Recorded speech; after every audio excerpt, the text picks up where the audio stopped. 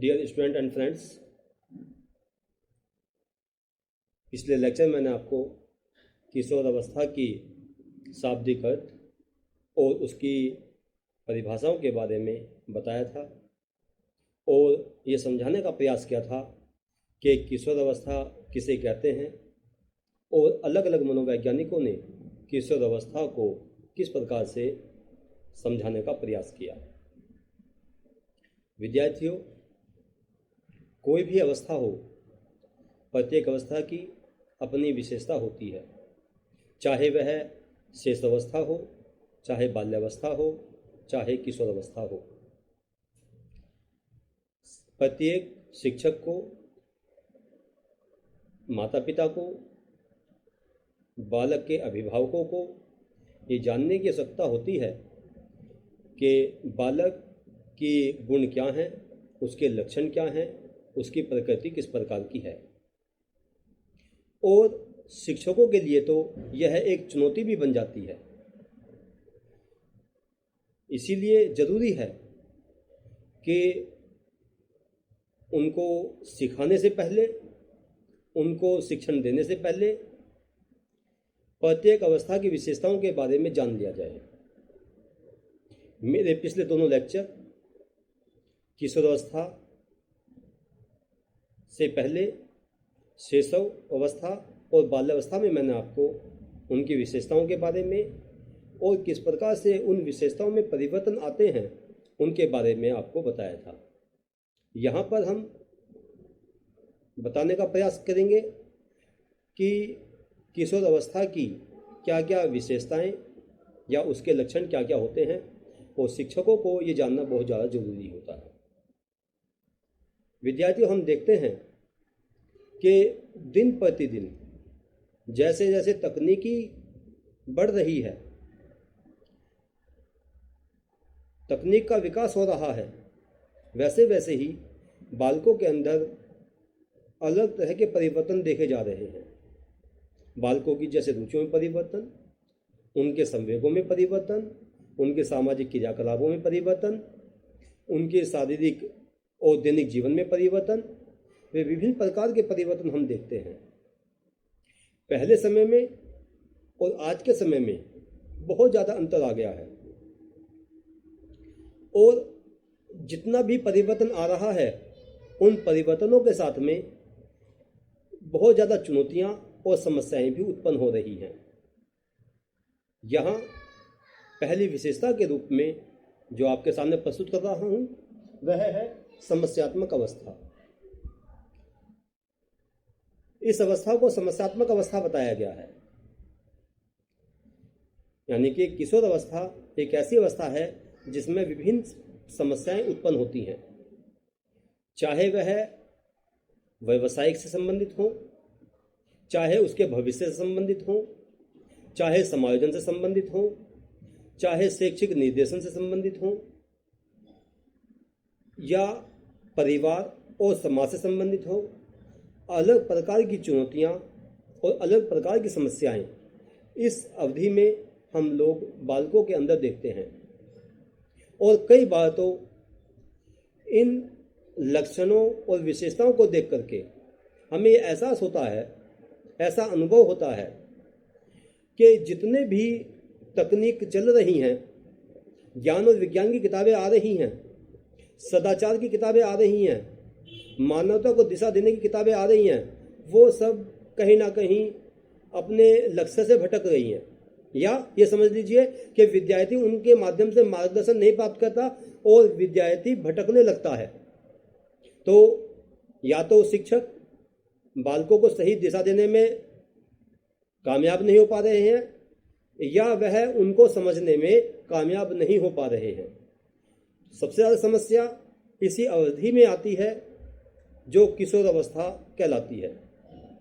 यहाँ पर बालकों के अंदर ऐसी क्रियाएं उत्पन्न होती हैं कि वह अपने माता पिता की बात को नहीं मानता, कई बार अपने शिक्षकों की बात नहीं मानता, उद्दंडता दिखाता है, बात बात पर लड़ाई झगड़ा करता है, घर से भाग जाता है,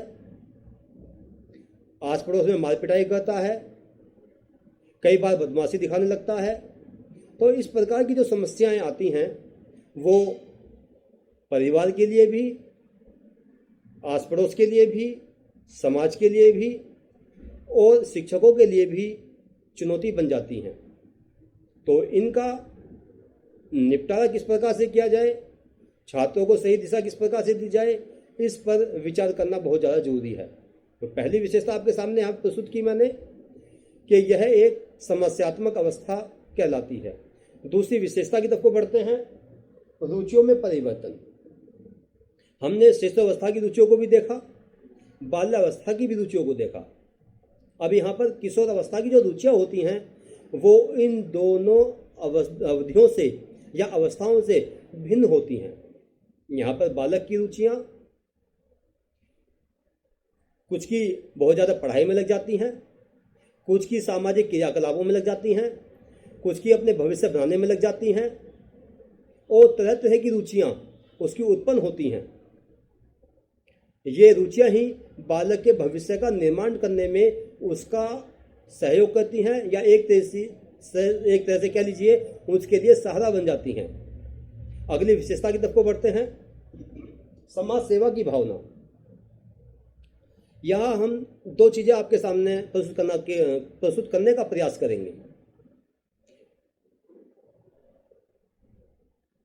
सबसे बड़ी चीज़ यहाँ पर आती है कि जब बालक स्कूल में जाता है, वह 9th क्लास में होता है, 10th क्लास में होता है, वहाँ पर उसके समूह बन जाते हैं। वो समूह उसको निर्देशन देते हैं, बताते हैं, गाइड करते हैं और उस समूह का प्रभाव इतना अधिक होता है कि बालक अपने माता पिता की और कभी कभी अपने शिक्षकों की बात भी नहीं मानता। जो मित्रों ने कहा, जो एक समूह का जो एक मुखिया होता है उसने कहा, उसकी बात को ही सबसे ज़्यादा प्राथमिकता दी जाती है। जैसे मित्र को के कपड़े होते हैं वैसे पहनते हैं, जैसे उसके पास साइकिल होती है वैसी साइकिल चाहिए, जैसी बाइक होती है वैसी बाइक चाहिए, यानी कि उसी तरह की नकल करने का प्रयास करते हैं। अब यहाँ पर बालकों के सामने दो दिशाएं उत्पन्न होती हैं। एक दिशा सामाजिक क्रियाओं की तरफ को जाती है और दूसरी दिशा समाज विरोधी क्रियाओं की तरफ को जाती है। ये मित्र समूह के ऊपर डिपेंड करता है कि वह बालकों को कौन सी दिशा की तरफ को ले जाए। अच्छा समूह बच्चों के भविष्य की नींव तैयार करता है और गलत समूह या गलत संगत वाला समूह या गलत संगत वाले सदस्यों का समूह जो होता है वह बालक को अपराधीकरण की तरफ को ले जाता है, समाज विरोधी क्रियाओं की तरफ को ले जाता है। तो यहाँ पर दो धाराएं बालक को प्राप्त होती हैं। एक प्रमुख विशेषता आपके सामने यहाँ पर प्रस्तुत की मैंने, समाज सेवा की भावना। ऐसा समूह जो बालकों को सही दिशा निर्देश देता है, समाज सेवा की भावना उसके अंदर उत्पन्न करता है, सहयोग की भावना उत्पन्न करता है, आपस में मिलजुल कर कार्य करने की भावना उत्पन्न करता है, परोपकार की भावना उस समूह के अंदर होती है। बालकों के अंदर भी या उस समूह के सदस्यों के अंदर भी उसी प्रकार की भावनाएं उत्पन्न होती चली जाती हैं और बालक सामाजिक उत्तरदायित्वों को, सामाजिक क्रियाकलापों को, सामाजिक गतिविधियों को सीखता भी है और उनमें बढ़ चढ़ कर भाग भी लेता है। वह परिवार से ज़्यादा समाज को प्राथमिकता देने का प्रयास करता है, जिससे उसके अंदर बहुत सारे खास तौर से सामाजिक संज्ञान की प्रक्रिया होती है, सामाजिक अनुमोदन की प्रक्रिया होती है, सामाजिक सूझ या समझ की प्रक्रिया होती है, सामाजिकरण की भावना होती है। वो सब बालकों के अंदर जब भी उत्पन्न होती है जब वह समाज में रह करके सामाजिक उत्तरदायित्वों का, क्रियाकलापों का निर्वाह करता है। तो इसलिए जरूरी है कि बालकों का सामाजिकरण करने पर भी बल दिया जाए, उसको केवल घर के अंदर बंद करके ना रखा जाए जैसे आज के समय में बच्चों के माता पिता बच्चों के साथ में करते हैं, बालकों के माता पिता बालकों के साथ में करते हैं कि वो टैबलेट, टीवी, कंप्यूटर, मोबाइल पर लग जाते हैं और उनकी सामाजिक गतिविधियां जो हैं वो खत्म होती चली जाती हैं और बालकों के अंदर सामाजिकरण का विकास नहीं हो पाता। कि किसी के अंदर होता है तो बहुत ही कम होता है या मंद गति में होता है। अगले बिंदु की तरफ को चलते हैं, इच्छाओं एवं कल्पनाओं की अधिकता। यहाँ पर हम देखते हैं किशोर अवस्था में इच्छाओं की और कल्पनाओं की बहुत ज़्यादा अधिकता होती है। महत्वाकांक्षाएं इस अवस्था में बढ़ती हैं। बच्चे ज़्यादा एक्टिव और प्रोएक्टिव भी होते हैं, उनकी कल्पनाएं बहुत ज़्यादा बढ़ती हैं, जैसा वह समाज में होते हुए देखते हैं वैसा खुद भी पाने की कोशिश करते हैं और अपने आप को आइडेंटिफाई करते हैं किसी बड़े समूह से, किसी बड़े ग्रुप से, किसी बड़े अभिनेता से, किसी निर्माता से, किसी डायरेक्टर से, और ऐसा ही बनने का वो प्रयास भी करते हैं। यहाँ तक तो ठीक है, बनने का प्रयास करते हैं, लेकिन अगर उनको गलत दिशा मिल जाती है तो वह हमेशा कल्पनाओं में ही खोए रहते हैं।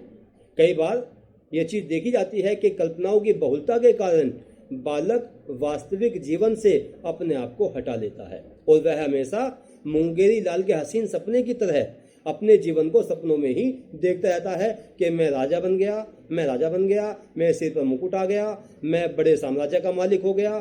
तो इस प्रकार की कल्पनाओं में बालक खोता रहता है। इसीलिए जरूरी है कि बालक को वास्तविकताओं और व्यवहारिकताओं से अवगत कराते रहना चाहिए। अगले बिंदु की तरफ को बढ़ते हैं, बौद्धिक एवं मानसिक क्षमताओं का विकास। यहाँ पर भी हम देखते हैं, जब पूर्व अवस्थाओं में हमने देखा, यहाँ पे भी हम देखते हैं कि बालकों के अंदर इस अवधि में बहुत ज़्यादा संज्ञान का विकास होता है और उसके अंदर बौद्धिक और मानसिक क्षमताएं तीव्र गति से बढ़ती हैं। उसकी वजह क्या है कि बालकों के अंदर एकाग्रता आती है, नए नए पाठ्यक्रम को पढ़ते हैं, कहानियों को पढ़ते हैं, जो इंग्लिश ऑथर के जो नॉवेल होते हैं उनको पढ़ते हैं। तो इनको जानने से, उनको समझने से, उनको पढ़ने से बालकों के अंदर समझ उत्पन्न होती है, चिंतन करने की शक्ति उत्पन्न होती है, सूझ की भावना पैदा होती है और साथ साथ वह जो उनकी भाषा शैली होती है वो भी बहुत तेजी से बढ़ जाती है। तो इस प्रकार से हम देखते हैं कि बालकों के अंदर केवल एक ही क्षमता का विकास नहीं होता, बल्कि अलग क्षमताओं का और गुणों का बालकों के अंदर विकास होता है। अगले बिंदु की तरफ को बढ़ते हैं, संग्रह की प्रवृत्ति का विकास। अगर हम प्रत्येक अवधि को देखें, प्रत्येक विशेषता को देखें, तो प्रत्येक विशेषता को अगर हम डायरेक्शन दें तो वह जीवन का आधार बन जाती है। बहुत से लोगों को सिक्का इकट्ठा, कॉइन इकट्ठा करने का शौक होता है, कुछ लोगों को डाक टिकट इकट्ठा करने का शौक होता है, कुछ लोग या किशोर जो पत्र और पत्रिकाएं आती हैं, न्यूज़पेपर आते हैं, उनकी कटिंग इकट्ठा करने का शौक होता है, जो ज्ञानवर्धक सामग्री, प्रेषक प्रसंग आते हैं, विचार आते हैं या स्टेटमेंट आते हैं, उनको इकट्ठा करने का शौक होता है। उसकी एक पूरी वो बुक या स्क्रैप बुक तैयार कर लेते हैं, कलर करने का शौक होता है, पेंटिंग करने का शौक होता है।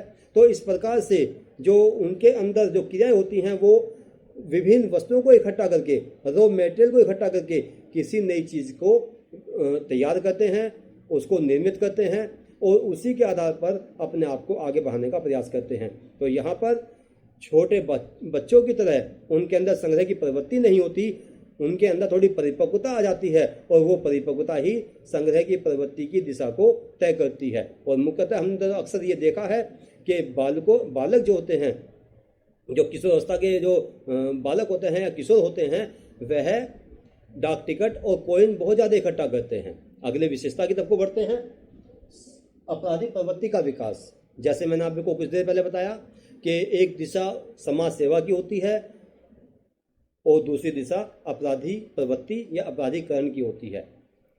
आपराधिक प्रवृत्ति में बालक, आपने देखा होगा, शुरुआत छोटी छोटी क्रियाओं से करते हैं, घटनाओं से करते हैं और धीरे धीरे वह किसी समूह और ग्रुप के लीडर बन जाते हैं या वो एक बदमाश टाइप में बन जाते हैं, डकैत बन जाते हैं।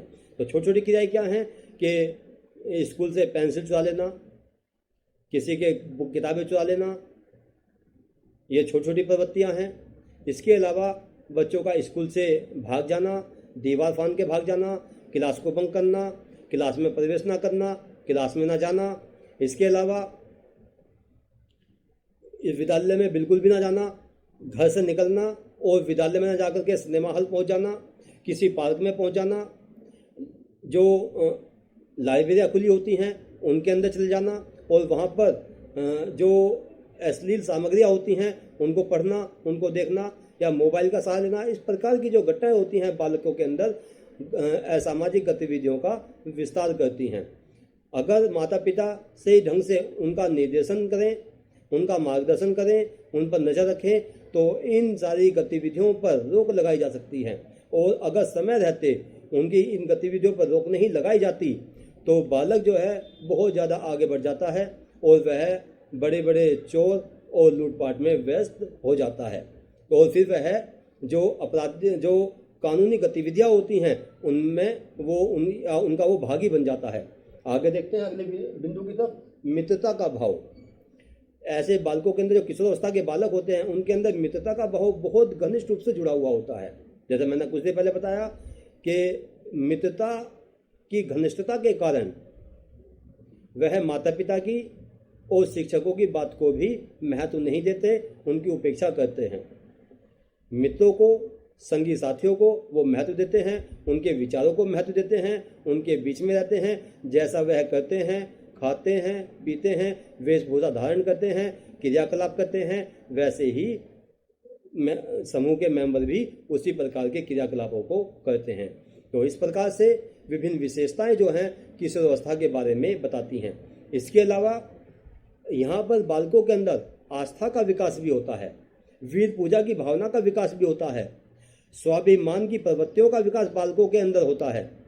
तो ये सारी चीज़ें जो हैं बालकों के अंदर आत्मनिर्भरता उत्पन्न करती हैं, आत्मविश्वास उत्पन्न करती हैं, सहयोग की भावना का विकास करती हैं और सामाजिकता की भावना का विकास भी करती हैं। तो ये अलग अलग विशेषताएं हैं जो बालकों के व्यवहार को, उनकी कुशलताओं को बढ़ाने में सहायता प्रदान करती हैं। हम यहाँ पर देखते हैं कि एक किशोर केवल अपने तक ही सीमित नहीं रहता, बल्कि वह पूरे परिवार और पूरे समाज से संबंधित रहता है, उनके क्रियाकलापों में भाग लेता है और अपना ज़्यादा से ज़्यादा सर्वस्व वो है परिवार और समाज को देने का प्रयास करता है, मेहनत करता है, आगे बढ़ने के लिए चुनौतियों का सामना करता है। केवल ज़रूरत है इस बात की कि उनको सही तरीके से दिशा निर्देशन प्रदान किया जाए, चाहे वह माता पिता के माध्यम से हो, चाहे वह शिक्षकों के माध्यम से हो। शिक्षकों का भी कर्तव्य है कि वह अपने विद्यार्थियों के साथ में विनम्रतापूर्वक व्यवहार करें, उनके साथ में सहयोग करें, जहां उनको समस्या आ रही है उन समस्याओं को दूर करने का प्रयास करें। इन्हीं शब्दों के साथ में मैं अपना ये व्याख्यान लेक्चर पूरा करता हूं। धन्यवाद।